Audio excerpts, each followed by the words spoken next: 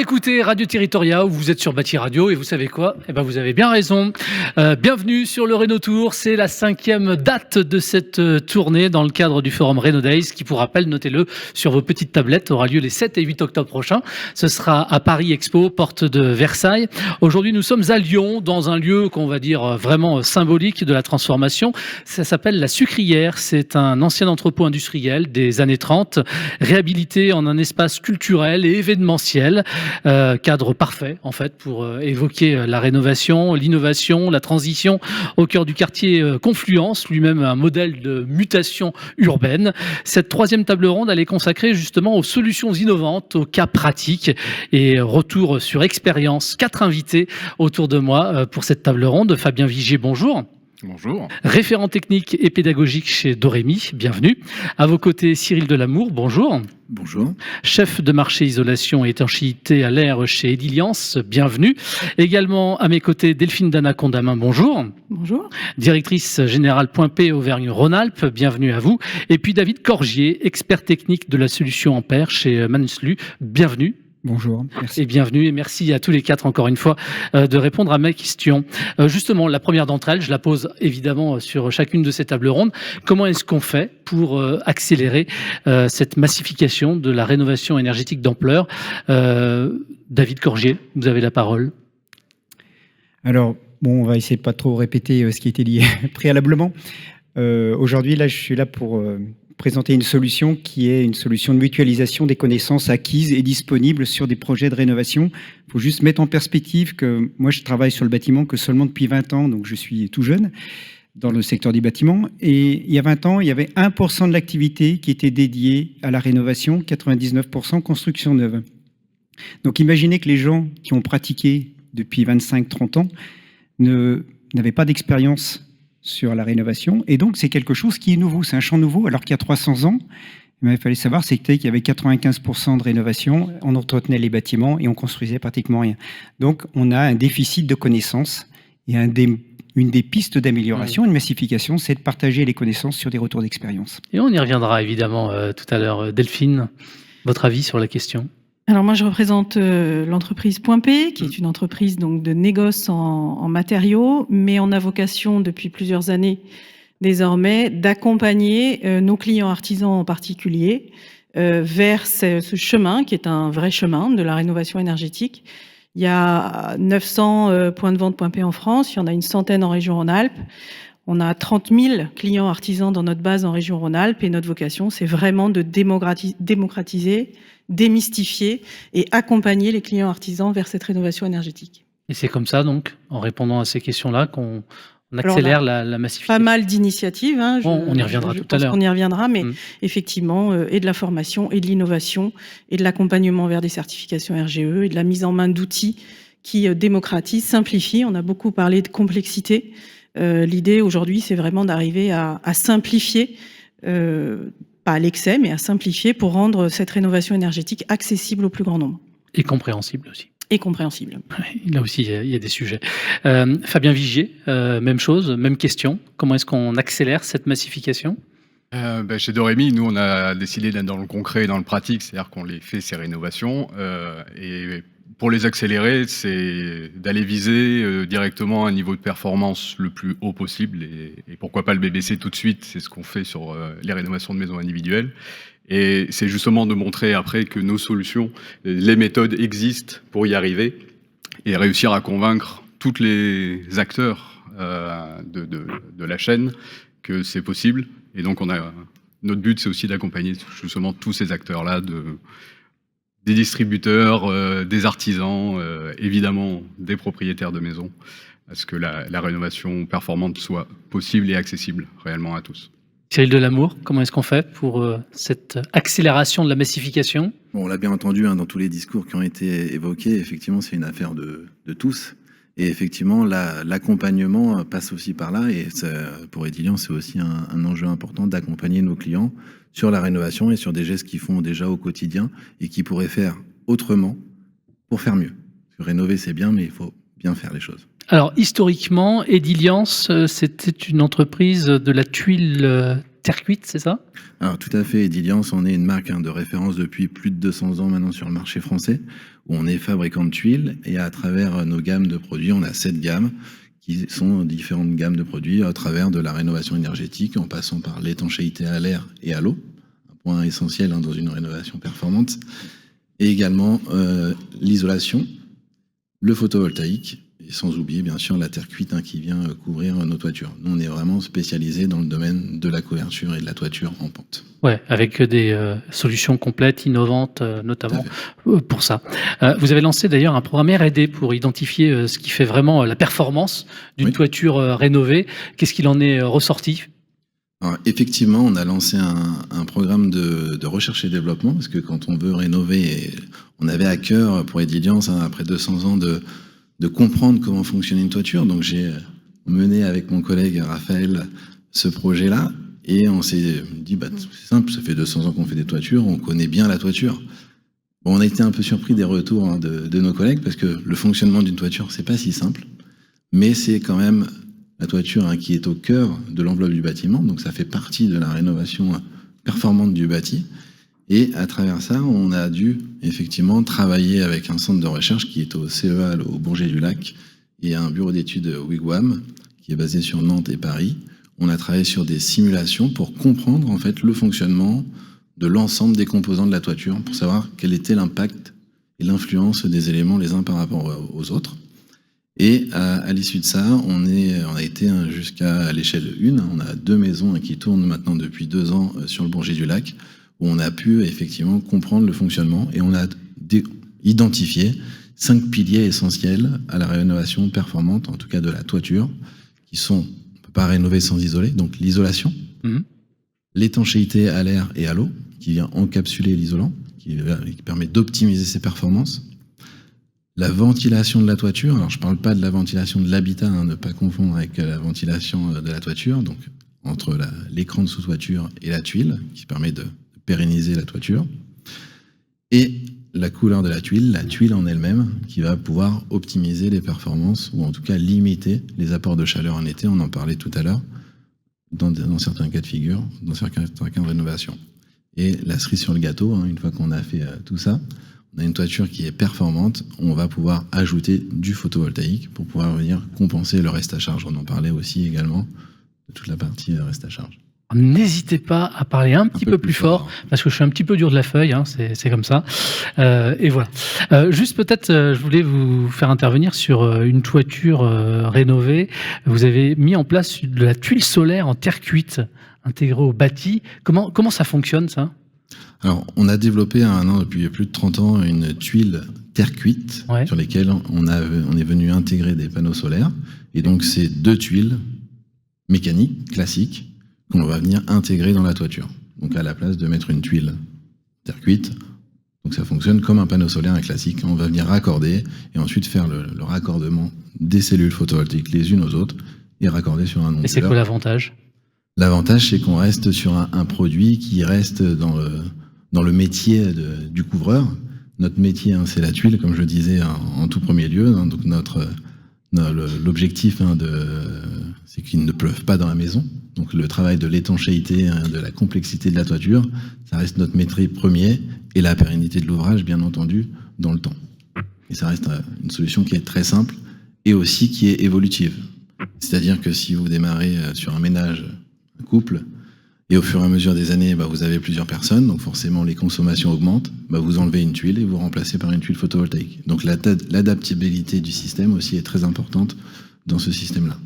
Et en termes d'esthétique, vous n'avez pas plus beau. D'accord, ok.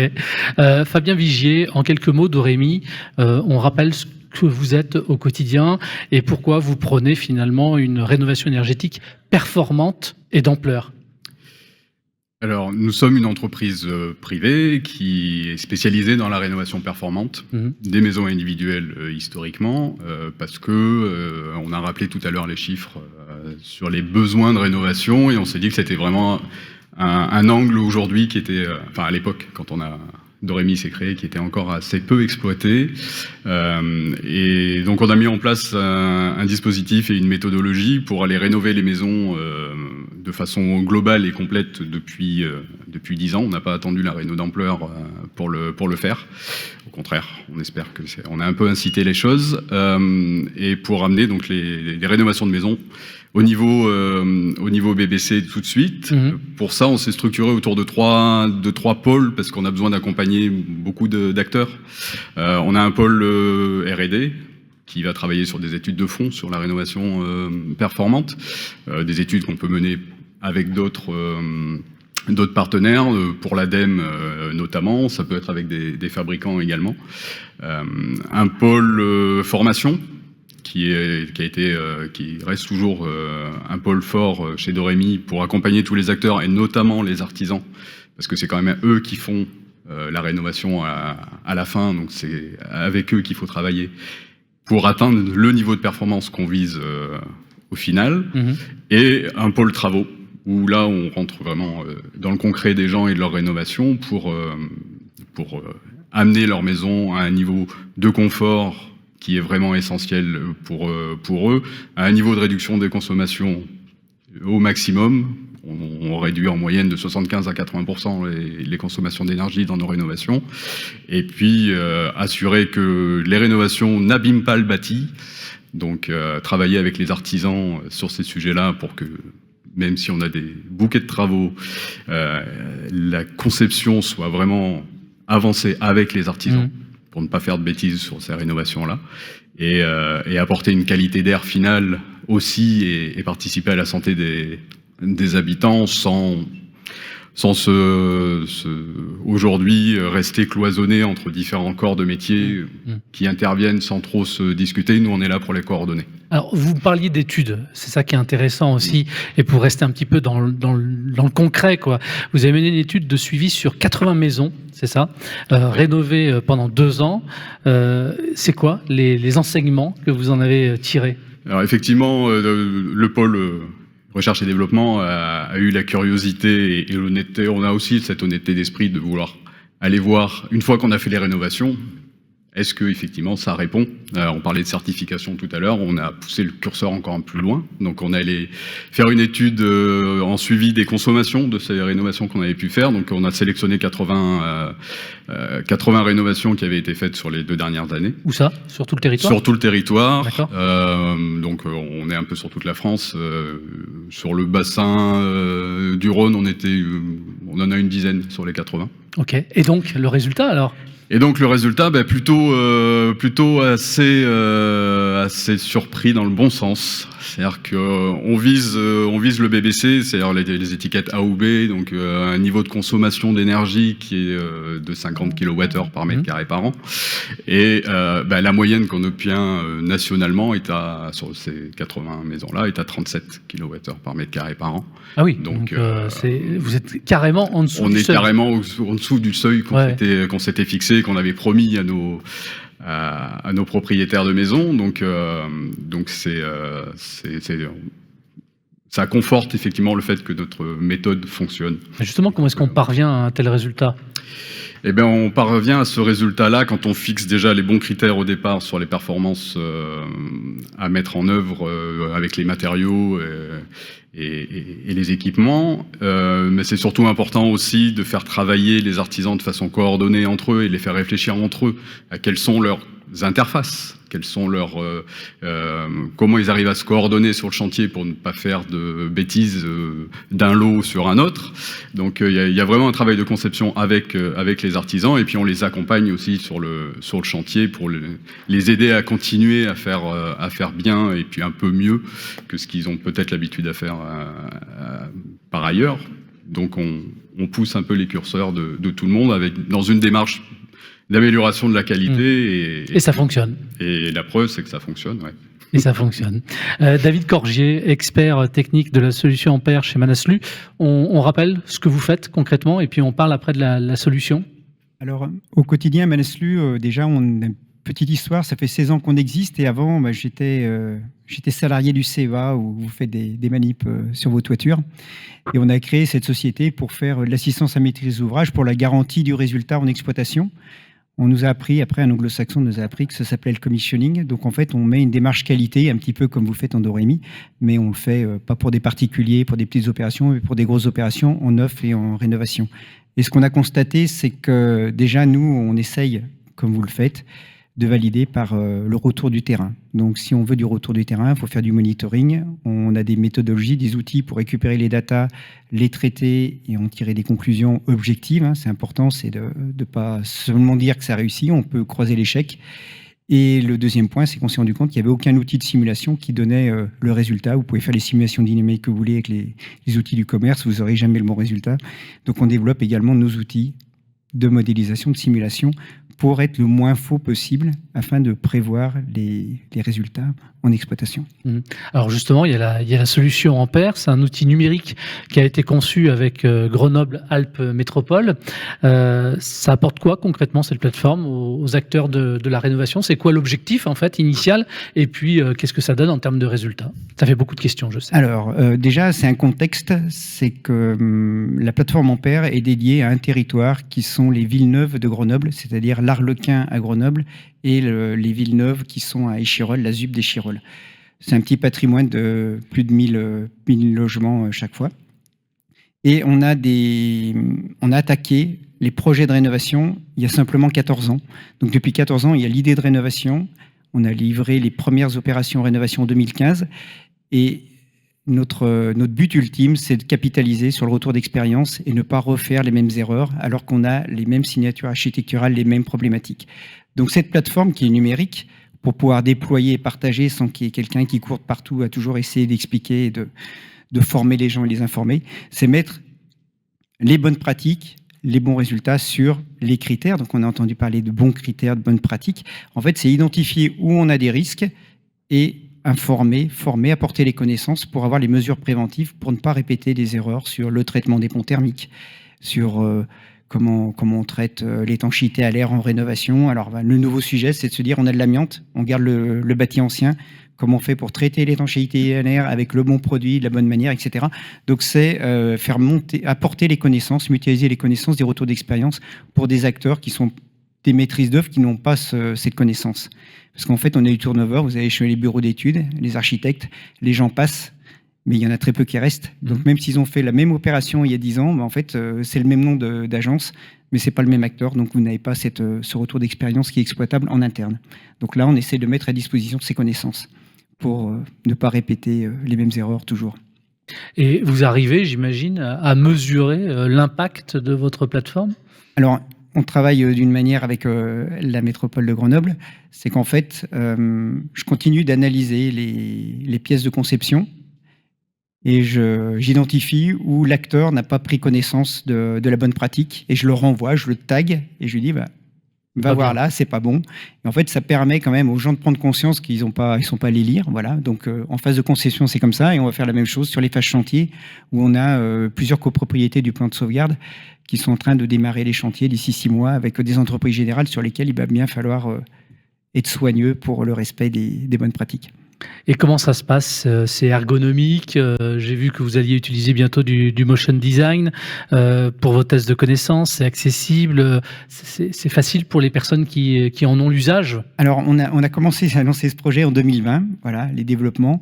On a mis du temps à le faire mûrir. Donc là, pour l'instant, on a plutôt des rubriques qui sont thématiques sur des sujets.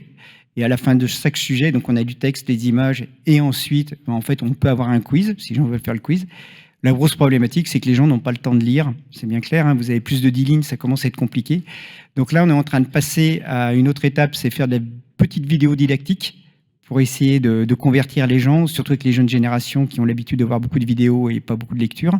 Et le deuxième point qui est important, c'est qu'on doit phaser et avoir des séquences, donc changer un petit peu l'interface graphique pour le rendre plus accessible par étape d'un projet bâtiment. Donc ça, ce sont des choses qui sont en projet, mais la première chose, c'est mettre de la vidéo, du motion design et essayer d'éduquer, d'apporter la connaissance sous cette forme.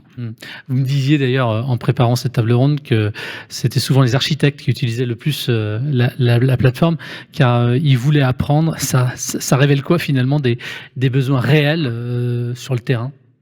Mais en fait, on a une soif de connaissance chez les jeunes, parce qu'en fait, ils sont peut-être plus conscients que nous de leur déficience en connaissances, c'est-à-dire qu'ils ont été formés à l'école. La rénovation reste quand même un sujet qui n'est pas toujours traité en école d'archi ou d'une certaine manière, mais malheureusement, ils ne sont pas encore ils ont la connaissance, mais ils n'ont pas encore la compétence en situation.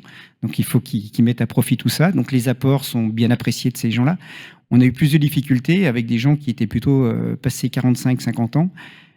Plutôt également la catégorie ingénieur qui a plutôt ses certitudes sur son niveau académique et qui pense que ça lui suffit, alors qu'en fait, on peut apprendre toujours jusqu'à la retraite. Et ça, c'est aussi quelque chose qu'on a pu noter. C'est la résistance au numérique et la résistance au fait que, bah oui, même à 50 ans, on peut encore apprendre des choses. Delphine Dana Condamin, je rappelle, vous êtes directrice générale Point P Auvergne-Rhône-Alpes. Vous proposez aujourd'hui notamment des formations en réalité virtuelle pour les gestes d'isolation, entre autres. Ça fonctionne concrètement, c'est comment? C'est un masque virtuel, c'est ça? Alors c'est effectivement une solution qu'on a développée, Point P étant une marque du groupe Saint-Gobain, qu'on a développée avec des filiales du groupe. Très concrètement, vous enfilez un casque de réalité virtuelle et vous vous retrouvez projeté dans les combles. Voilà. Et vous identifiez en fait tous les gestes, tous les endroits, tous les gestes techniques à ne pas oublier. Donc c'est un outil dont on sert en formation pour nos équipes, mais c'est aussi un outil qu'on met à disposition de nos clients sur les salons de la rénovation énergétique qu'on organise assez régulièrement, toujours dans cette logique de mise en relation de nos partenaires industriels comme Ediliance, et d'autres, et nos clients et nos équipes. Donc, vous vous installez sur une chaise, on préfère que les gens soient assis parce que ça bouge. Et vous êtes dans le... moi, je l'ai testé l'année dernière sur le roadshow de la réno énergétique. On l'a refait tester la semaine dernière dans notre salon. On était à Villefranche-sur-Saône. On a accueilli 2 fois 500 personnes. Et il y avait entre autres ce stand qui a beaucoup plu. Alors, c'est forcément un peu gadget, mais pas que, parce qu'en fait, on est vraiment au cœur du geste comble aménagé, comble perdu, ITI, ITE. Ça permet de vraiment visualiser, de rendre un peu moins ésotérique toutes les spécificités techniques pour les gens qui commencent à s'intéresser au sujet. Et on s'en sert aussi dans nos formations, les accompagnements qu'on fait pour nos artisans à la qualification RGE.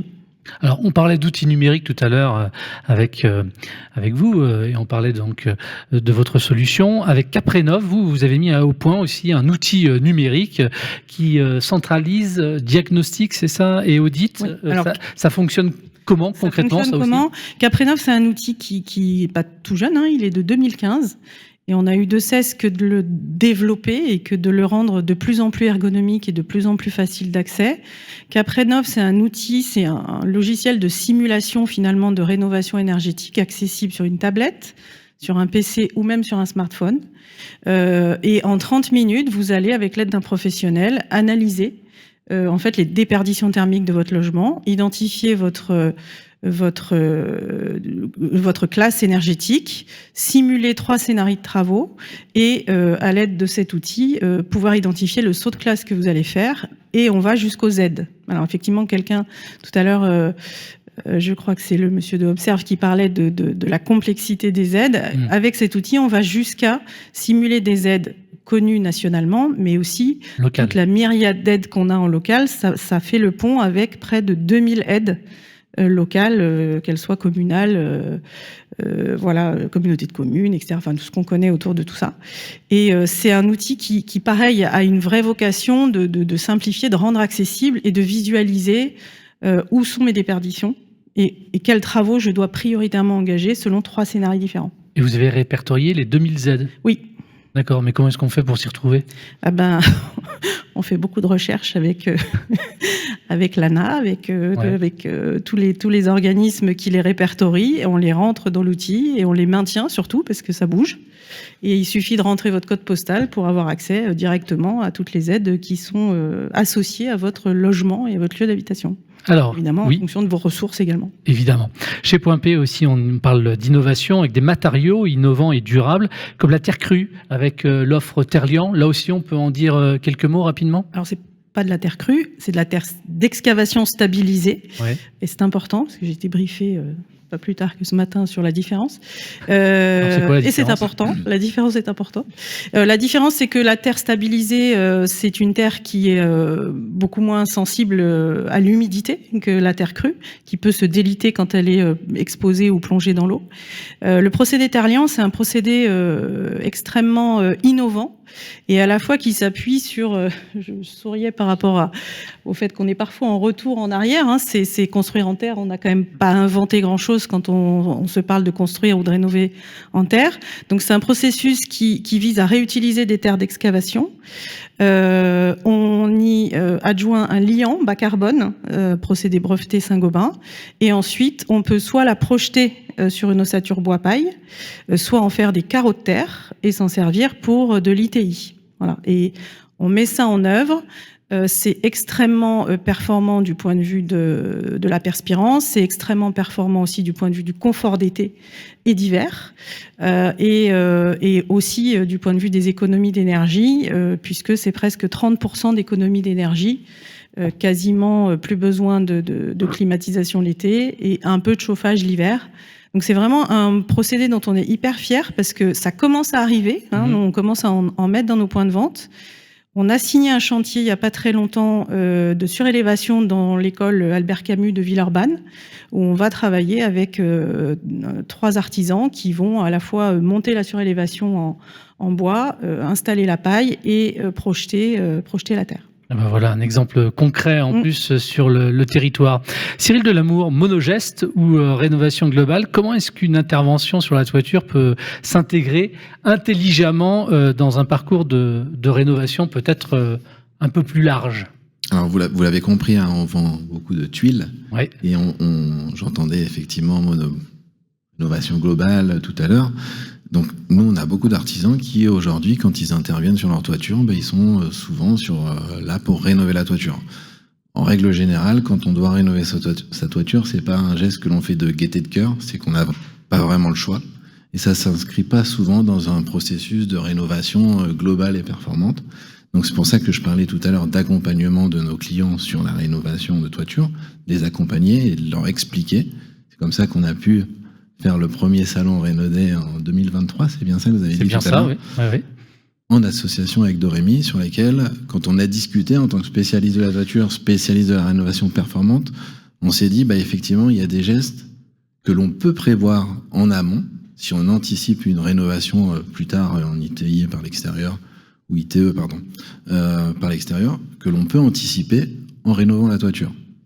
Et c'est ça qui est important, et on a pu présenter cette belle maquette, d'ailleurs, qui avait fait fureur au salon, et qu'on représente de manière assez régulière, et on a systématiquement les questions, mais à quoi ça sert, comment vous faites, et on montre à travers cette maquette tout ce que l'on peut faire et ce que l'on peut anticiper dans le cas d'une rénovation, par étape, pour le coup, mais parce qu'on le sait, tous les ménages n'ont pas forcément aussi le budget pour tout faire d'un coup, Ouais. donc il y a aussi des rénovations qui se font par étapes, et donc on peut tout à fait s'intégrer dans le cadre de cette rénovation, en ayant bien sûr en perspective d'obtenir ou d'aller sur une rénovation globale par la suite, en ayant réalisé tous les travaux nécessaires. Fabien Vigier, la rénovation globale par étapes, ça parle ça ? Oui, ça nous parle puisqu'on a été notamment mandaté par l'ADEME il y a 3 ans maintenant pour faire une étude sur le sujet qu'on a mené à bien. Effectivement, par ce constat-là, c'est que souvent les gens peuvent arriver sur de la rénovation parce qu'ils ont une contrainte, et souvent la rénovation de la toiture est une contrainte parce que